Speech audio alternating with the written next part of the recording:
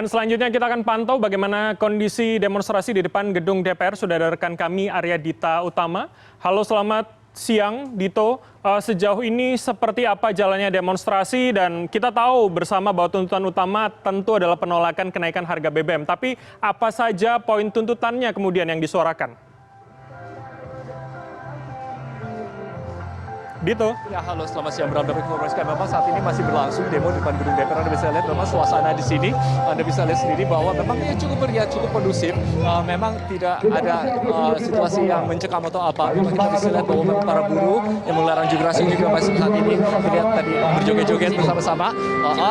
Selain itu juga kita informasikan juga bahwa arus lalu lintas memang saat ini mengalami sedikit rekayasa lalu lintas memang karena memang ada jumlah buruh yang tumpah ruah sampai ke jalan Gatot Subroto, sehingga memang menunjukkan arus lalu lintas ini tidak bisa dilalui oleh 3 lajur. Tapi meski begitu pihak kepolisian sudah menyiapkan satu jalur busway yang bisa digunakan oleh masyarakat untuk terus beraktivitas. Nah, sementara kita saat ini sudah ada Presiden KSPI yaitu Said Iqbal. Selamat siang Pak Said. Selamat siang. Kita mau tanya nih, ini kan poin-poinnya adalah penolakan kenaikan harga BBM. Tapi selain itu apa aja sih yang kira-kira perlu Pada hari ini aksi diorganisir oleh Partai Buruh dan Organisasi Serikat Buruh, Petani, Nelayan, Miskin Kota, Pekerja Rumah Tangga, dan juga guru honorer dan aktivis perempuan. Tuntutannya ada 3, yaitu 1, tolak kenaikan harga BBM. Yang kedua adalah tolak Omnibus Law, Undang-Undang Cipta Kerja. Yang ketiga adalah naikkan upah buruh tahun 2023 sebesar 10-13%. Karena inflasi sekarang kan 4,9%, hitungannya Litbang Partai Buruh dan Organisasi Serikat Buruh diperkirakan inflasi akan naik 7-8%. Walaupun Menteri Keuangan sudah mengumumkan sekitar 6,8%. Itu artinya daya beli buruh dengan kenaikan inflasi turun 30%. Harga kontrakan rumah misal sudah naik 50-100 ribu rupiah dari harga semula.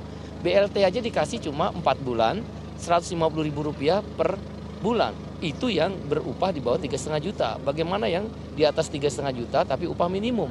Itu sangat memukul daya beli buruh. Yang kedua, kami datang ke sini 3 isu itu untuk meminta DPR membentuk panja atau pansus DPR.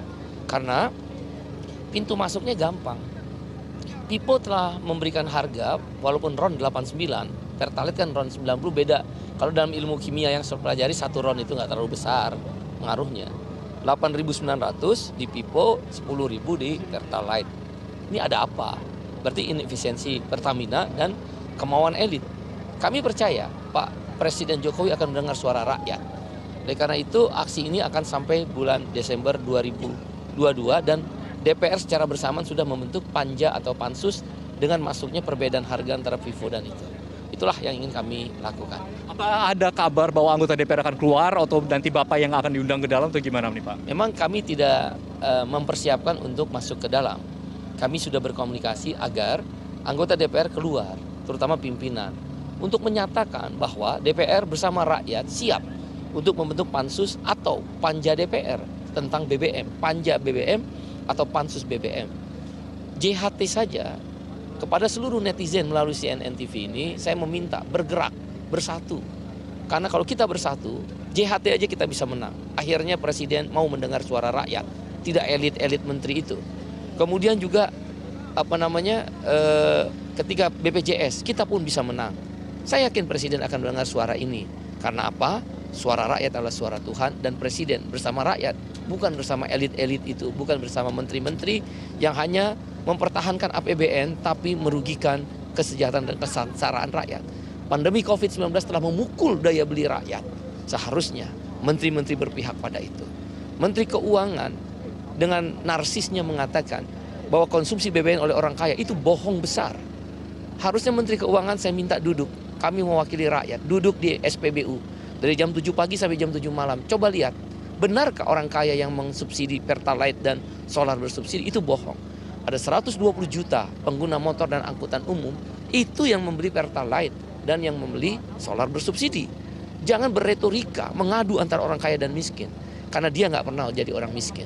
Jadi dia tidak mengerti rasanya. Susu tidak terbeli, beras makin mahal, harga cabai melangit, dan angkot berteriak karena mereka penghasilannya berkurang. Karena kalau menaikkan harga, mereka akan ditinggalkan oleh penumpang. Perlawanan kali ini kami tidak akan diam. 3 tahun kami sudah cukup berdiam, upah tidak naik. Tahun 2023 Menteri Tenaga Kerja sudah mengumumkan upah tidak naik. Kami akan lawan. Dan ini akan perlawanan besar. Ujungnya pada bulan November atau Desember, kami akan mengajak seluruh rakyat Indonesia dan para anak muda, mahasiswa bergabung dalam mogok nasional yang akan diorganisir oleh Partai Buruh dan KSPI, ORI, KPBI, SPI, KSBSI. Demikian, terima kasih. Terima kasih Pak Said untuk waktunya.